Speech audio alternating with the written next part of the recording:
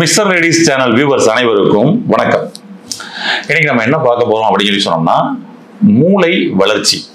அந்த பிரெயின் பாத்தீங்கன்னா எப்படி நல்லா ஆக்டிவா வச்சுக்கிறது, சின்ன குழந்தைகளுக்கு இந்த பிரெயினை எப்படி நம்ம நல்லா ஆக்டிவா வச்சுக்கிறது. ஏன்னா அப்பதான் பாத்தீங்கன்னா அவங்க படிக்கிற படிப்புகள் நல்ல உள்ள பதிவாகும். அந்த ஸ்டோரேஜ் பாத்தீங்கன்னா நல்லா இருக்கும். அது உடனடியா ரெஸ்பான்ஸ் பண்ணும்.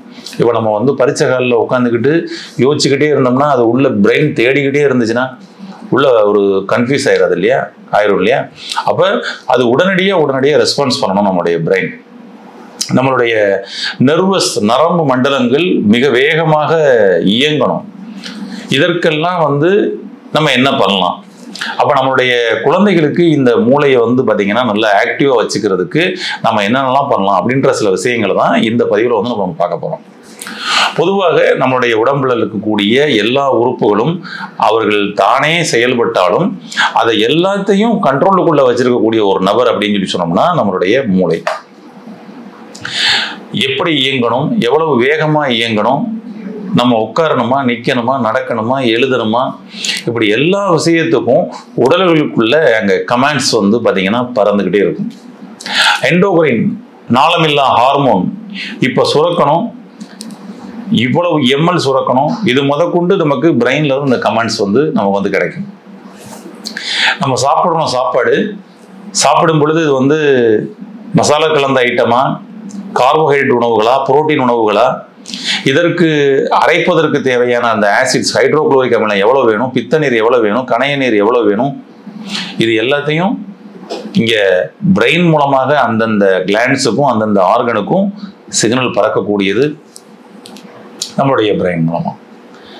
நம்ம கண்ணுல பார்க்கிறோம், காதுல கேட்கிறோம், வாய் வழியாக பேசக்கூடியது, தொட்டு உணரக்கூடியது, இப்படி எல்லா அனுபவங்களையும் கொண்டு போய் பிரெயின்ல போய் ரெக்கார்ட் ஆகி வச்சுக்கிறது, ஒரு பதிவுகளாக வச்சுக்கிறது. அதை தேவைப்படும் பொழுது அதை திரும்ப பாத்தீங்கன்னா எடுத்து கொண்டு கொடுக்கக்கூடிய ஒரு விஷயமாக இருக்குது. நம்ம வீட்டில் ஒரு கம்ப்யூட்டர் வச்சுக்கிறோம், அந்த கம்ப்யூட்டருக்கு ஒரு 1 TB ஹார்ட் டிஸ்க் வச்சுக்கிறோம். அதுவே பார்த்தீங்கன்னா ஒரு 6 மாசத்துல ஃபில் ஆயிருது. அதுக்கப்புறம் இது என்ன பண்ணலாம், ஃபைலை டிலீட் பண்ணுவோமா, இன்னொரு ஹார்ட் டிஸ்க் வாங்கி வச்சுக்கோமான்னு சொல்லி வாங்கி வச்சு கடைசியில் 50 TB வரைக்கும் கூட வாங்கி வச்சுட்டோம். பற்றாக்குறை அப்படின்ற அளவுக்கு இன்னைக்கு சில பேருக்கு இருக்குதுல்ல. ஆனால் அந்த பிரெயினுக்குள்ள நம்ம பிறந்ததுல இருந்து கிட்டத்தட்ட ஒரு 70 வயசு 80 வயசு 90 வயசுன்னு கிராஸ் பண்ணாலும் அந்த அதுல இருந்து ஃபுல் அனுபவங்களையும் உள்ள கொண்டு போய் ரெக்கார்ட் பண்ணி வச்சிருக்குது. ஒரு 70 வயசுல ஒருத்தரை பார்க்குறாரு, பார்த்துட்டு நீ 10வது படிக்கும் பொழுது நம்ம ஸ்கூல்ல நீ ஒன்னா படிச்ச பையன் தானே, உன் பேர் இதுதானு சொல்லிட்டு உடனே டக்குன்னு எடுத்து கொண்டு கொடுக்குது. அப்ப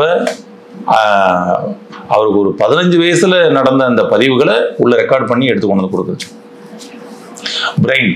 அப்பனா அது எவ்வளவு மிக அற்புதமான ஒரு நபர். அவரை நம்ம எப்படி பாதுகாக்கணும், அவரை எப்படி நம்ம ஆக்டிவா வச்சுக்கணும் இல்லைங்களா? ஆமா, குறிப்பாக குழந்தைகளுக்கு. அப்ப இந்த குழந்தைகளுக்கு இந்த மூளையோட வளர்ச்சி நல்ல ஃபுல்லா கிரௌத் ஆகிறதுக்கும் இந்த மூளை செயல்பாடுகள் வேகமாக துரிதமா இருக்கிறதுக்கும் நம்ம என்ன பண்ணணும்? மந்தமாக இருக்கக்கூடிய குழந்தைகள் இன்னைக்கு நிறைய இருக்குது. அந்த மந்தமா இருக்கக்கூடிய குழந்தைகளுக்கு இந்த பிரெயினை எப்படி ஆக்டிவேட் பண்றது? ரொம்ப சூப்பரா ஈஸியா ஆக்டிவேட் பண்ணலாங்க. ஒவ்வொரு விஷயமா நான் சில விஷயங்களை சொல்லிட்டு வரேன். அதை உங்களுடைய குழந்தைகளுக்கு நீங்க செய்யுங்க. குழந்தைகளுக்கு அதை இந்த பயிற்சியாவே கொடுங்க. உங்களுடைய குழந்தைகளுடைய மூளை திறன் எந்த அளவுக்கு அதிகரிக்குதுன்னு பாருங்க.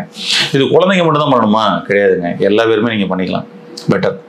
உங்களுடைய ஒவ்வொரு சின்ன சின்ன வேலைகள்லையும் உங்களை நீங்க வேகப்படுத்திக்க முடியும். அது உங்களுக்கு எல்லா வேலைகளையும் எளிமையா பண்ணக்கூடிய ஒரு விஷயத்தை பண்ணி கொடுக்கும்.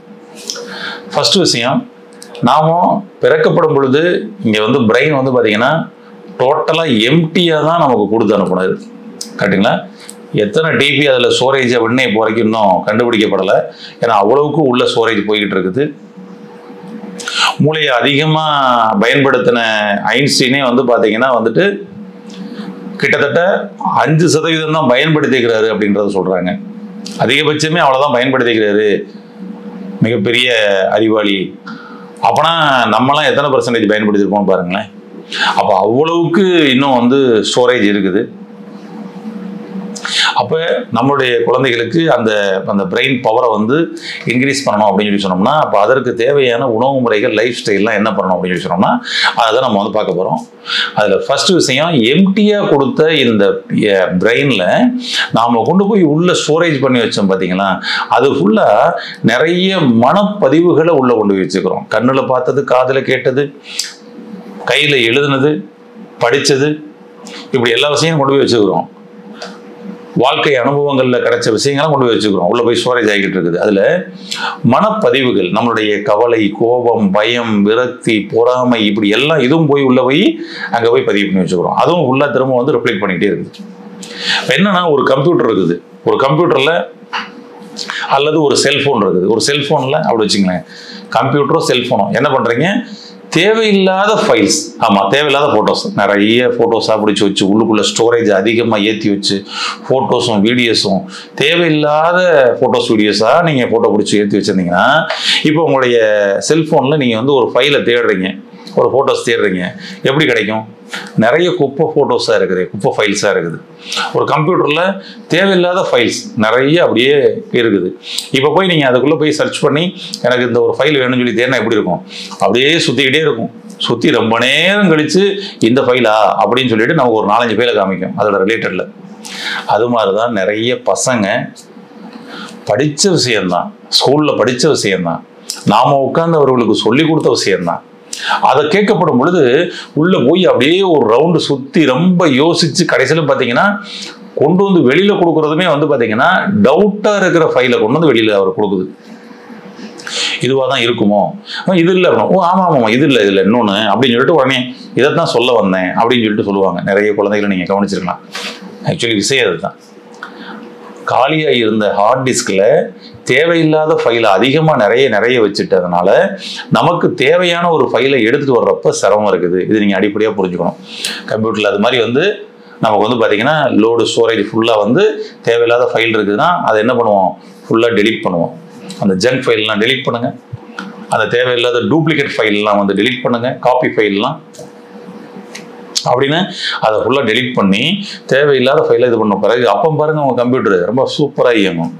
செல்ஃபோனில் அது மாதிரி இப்படி தேவையில்லாத வச்சுக்கிட்டு நாம் ஒரு ஃபோல்டரை ஓப்பன் பண்ணோம் அப்படின்னா அது அப்படியே ஹேங் ஆகி நிற்கும். அப்புறம் கொஞ்சம் நேரம் கழிச்சு அது ஓப்பன் ஆகும். கரெக்டுங்களா? அதுவே நீங்கள் தேவையில்லாத ஃபைல்லாம் டெலீட் பண்ணிட்டீங்கன்னா செல்ஃபோன் எப்படி இருக்கும்? வேகமாக இருக்கும். அவ்வளோதாங்க. உங்களுடைய குழந்தைகள் புத்தி கூர்மையுடன் செயல்படணும்னா, கிரியேட்டிவாக செயல்படணும்னா, ஷார்ப்பாக இருக்கணும்னா, பிரெயின் ஆக்டிவாக இருக்கணும்னா, ஃபஸ்ட்டு தேவையில்லாத பதிவுகள் உள்ளே போகிறதையே நீங்கள் அவாய்ட் பண்ணணும். அப்புறம் உள்ளே இருக்கிறத வெளியில் இருக்கிறத நம்ம எப்படி பண்ணலாம், வெளியே எடுக்கலாம் அப்படின்றத நம்ம சொல்கிறேன், பண்ணலாம். பட் உள்ளே போகிறதே நீங்கள் வந்து அவாய்ட் பண்ணணும். அப்போ தேவையில்லாத ஒரு ஃபன் வீடியோஸ் வந்து பார்த்துக்கிட்டு இருக்கிறாங்க. தேவையில்லாத கடி காமெடிகள், கடி நகைச்சுவை இதெல்லாம் வந்து பார்த்துக்கிட்டு இருக்கிறாங்க. இதெல்லாம் அப்படியே அவாய்ட் பண்ணணும். நீங்கள் தேவையில்லாத ஒரு விஷயத்த வந்து நீங்கள் வீட்டில் கணவனும் மனைவியும் பேசிக்கிறீங்கன்னா அந்த சமயத்தில் கூட அவனை குழந்தைங்களை பக்கத்தில் இல்லாமல் போயிட்டு வாப்பா, வெளியில் போய் விளையாண்டு அப்படிங்களா. ஏன்னா இதை கொண்டு போய் கூட உள்ளே பதிவு பண்ணுவாங்க. இப்படி தேவையில்லாத குப்பைகள் ஏதாவது உள்ளே போகிற மாதிரியான ஒரு சம்பவங்கள் இருக்குன்னா அதை முதல்ல குழந்தைங்கள்ட்ட இருந்து அவாய்ட் பண்ண பாருங்கள். அது ரொம்ப பெட்டர். இதுதான் ஃபஸ்ட்டு விஷயமே நீங்கள் வந்து கடைபிடிக்க வேண்டிய விஷயங்கள் இருக்கணும். இப்போ தேவையில்லாத ஃபைல் ஸ்டோரேஜ் ஆகிருக்குதுங்க, அதை எப்படிங்க வெளியேற்றலாம்? ரொம்ப ஈஸியான சில விஷயங்கள்லாம் இருக்குது. அதை நீங்கள் வந்து ஈஸியாக வெளியேற்றலாம். அதுக்கான டெக்னிக் பார்ப்போம். அடுத்து வந்து பார்த்தீங்கன்னா வந்துட்டு நமக்கு ஒரே மாதிரி வேலைகளை நாம் செஞ்சுக்கிட்டே இருப்போம். நம்ம லைஃப் ஸ்டைலில் நீங்கள் பார்த்துருப்பீங்க. ஒரு வேலைக்கு ஒரு ஜாப் போயிட்டாங்கன்னா ஒரே மாதிரி வேலை. அவர் போகிறாரு, ஒரு ஃபைலை பார்க்குறாரு, ஒரு கையெழுத்தை போடுறாரு, அவ்வளோதான். இதே மாதிரியே வந்து ஒருத்தர் வந்து வேலை பார்த்துட்டே இருக்கிறாரு. ஒரு 20 வருஷம் 30 வருஷம் 40 வருஷம்னு வேலை பார்த்துட்டு ரிட்டையர்ட் ஆகுறாங்க. இப்போ அவருக்கு எப்படி இருக்கும்? பிரெயினுக்கு வந்து பழகி போயிடும். அதே மாதிரி அவ்வளோதான், இவ்வளோதான், இதான் லிமிட். இதுக்கு மேலே அது பிரெயின் வந்து க்ரோத் ஆகணும், ஷார்ப் ஆகணும் கிடையாது. ஏன்னா அதான் வேலையே இல்லையங்க. அதான் விஷயம். குழந்தைகளுக்கும் அதுபோல ஒரே மாதிரி செயல்களாக செய்கிறாங்களான்றதை பாருங்க, வாட்ச் பண்ணி அதை போல மாற்றுங்க. அவர்களுக்கு ஒவ்வொரு நாளும் வேற வேற வேலைகளை, வேற வேற விளையாட்டு, வேற வேற கேம் கொடுங்க.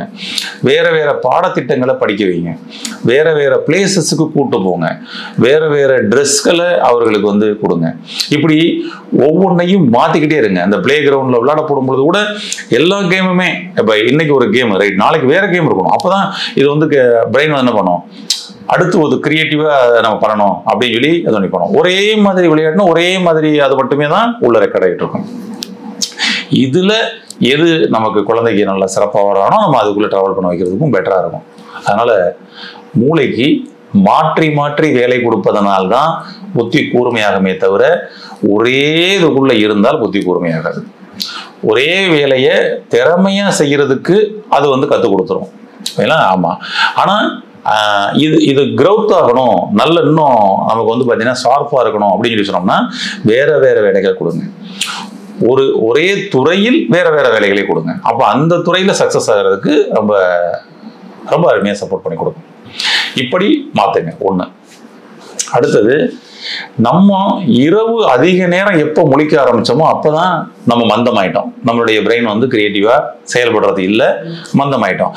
இருக்கிற செயல்களே போதும் அப்படின்ற மாதிரி ஒரு நிலைக்குள்ள வந்துட்டோம். அதான் அப்ப அந்த இரவு தூக்கம் கெடுத்ததனுடைய விளைவு அதுங்கும் பொழுது, அதுபோல குழந்தைகளுக்கும் அவர்களுடைய தூங்குவதற்குரிய நேரத்தை சரியா கொடுங்க. குறைஞ்சபட்சம் 8 மணி நேரத்துல இருந்து 10 மணி நேரம் நல்ல குழந்தைங்க தூங்குறதுக்குரிய வேலையை கொடுங்க. நம்ம சின்ன குழந்தையா இருக்கிற சமயத்துல இதெல்லாம் வந்து கடைபிடிச்சிட்டு வந்துருந்தோம். ஆனா இன்னைக்கு வந்து பாத்தீங்கன்னா இப்போ இருக்கிற குழந்தைகளுக்கு அது முடியல. ஏன்னா அதுக்கு தேவையான எல்லாமே வீட்டுக்குள்ள இருக்குது. 10 மணி 12 மணி வரைக்கும் டிவி பார்த்துட்டு படுக்கிற மாதிரியான சூழல்கள் இன்னைக்கு குழந்தைகளுக்கு இருக்குது. காலையில தான் ரொம்ப நேரம் தூங்குற மாதிரியான பழக்க வழக்கங்கள் இன்னைக்கு இருக்குது.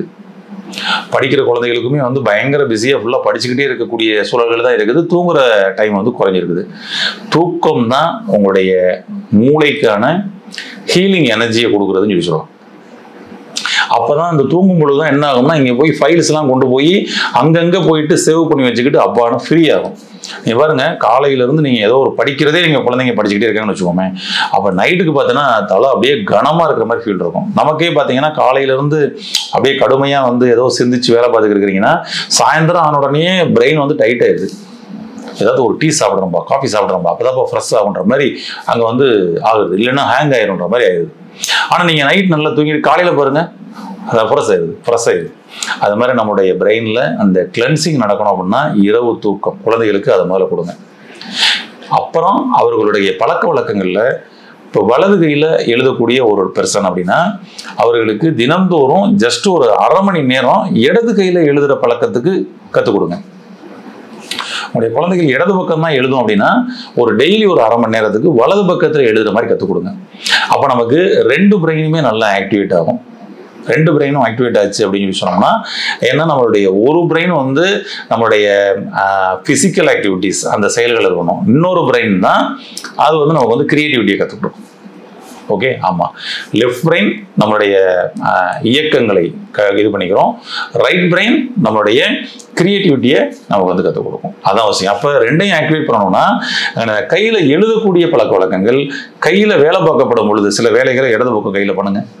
அப்போ வந்து பாத்தீங்கன்னா ரைட் பிரெயின் நல்லா ஆக்டிவ் ஆகி நமக்கு வந்து ஒர்க் ஆகும். அப்ப இது ஆக்டிவேட் ஆக ஆக கிரியேட்டிவிட்டி அவங்கள்ட்ட வந்து கூடும். அப்படி உங்க குழந்தைகளுக்கு இந்த மாதிரி சில பழக்க வழக்கங்களை கொண்டு வாங்க.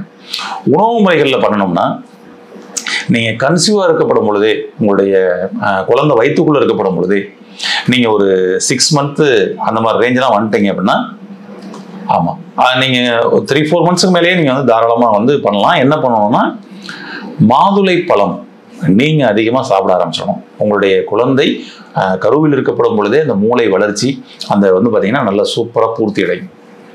ஆமா. அப்ப மாதுளை பழத்தை நம்ம வந்து குழந்தை பிறந்ததுக்கு அப்புறமும் நம்ம குழந்தைகளுக்கு கொடுக்கலாமா அப்படின்னா அவசியம் கொடுங்க. மாதுளை பழம் தினமும் வந்து பாத்தீங்கன்னா அவர்கள் வந்து எடுத்துக்கிட்டே வந்தாங்க அப்படின்னு சொல்லி சொன்னோம்னா, நல்ல அந்த இளம் வயது வரைக்குமே, நான் முதுமையா இருக்க வரைக்கும் கூட தாராளமா எடுத்துக்கிட்டு வந்தாங்கன்னா அவருடைய மூளை வளர்ச்சின்றது ரொம்ப சூப்பரா இருக்கும். அவங்களுக்கு அந்த கிரியேட்டிவிட்டி நல்லா இருக்கும். மூளை வந்து அதிகமான சூடாகாம குளிர்ச்சிப்படுத்தக்கூடிய தன்மை வந்து அதுக்குள்ள நடக்கும், பெட்டரா இருக்கும். அதுபோல குழந்தைகளுக்கு அந்த அக்ரூட் பருப்பு அவர்களுக்கு தினந்தோறும் அவர்கள் வந்து 2 பருப்பாவது சாப்பிட்ற மாதிரியான ஒரு சூழலை உருவாக்கி கொடுங்க. அது ஏதாவது ஒரு ஜூஸ் பண்ணுறீங்க அப்படின்னு சொல்லி சொன்னால் ஜூஸில் வந்து அக்ரூட் பருப்பையும் அப்படியே போட்டு அடித்து ஜூஸாக கொடுத்துருங்க. ரொம்ப அருமையாக சப்போர்ட் பண்ணி கொடுக்கும் அவருடைய மூளை வளர்ச்சிக்கு. அது மாதிரி இந்த மாதிரி இல்லை ஒரு லைஃப் ஸ்டைலையும் இது மாதிரியான ஒரு ஜூஸையும் இந்த அக்ரூட் நட்ஸையும் வந்து அவர் கொடுத்துட்டு வந்தோம் அப்படின்னு சொல்லி சொன்னால் ஒவ்வொரு குழந்தையினுடைய மூளையும் நல்லா வந்து பார்த்தீங்கன்னா ஆக்டிவேட் ஆகி சுறுசுறுப்பாக செயல்பட்டு கிரியேட்டிவாக இது பண்ணி அவர்களுடைய படிப்பில் முழுமையாக கவனம் செலுத்த முடியும். ஒவ்வொரு குழந்தைகளும் ஃபுல்லாக வந்து பார்த்தீங்கன்னா பாஸ் மார்க் வாங்குவாங்க. அதனால் அவர்கள் பாஸ் மார்க் வாங்குறது பெற்றோர்களுடைய கையில் தான் இருக்குது. அவர்களுடைய மூளைத்திறனை அதிகரிக்க இவை அனைத்தையும் கடைபிடித்து உங்கள் குழந்தைகளை ஆரோக்கியப்படுத்தவும் அறிவாளியாக மாற்றவும் வாழ்த்துக்கள். நன்றி.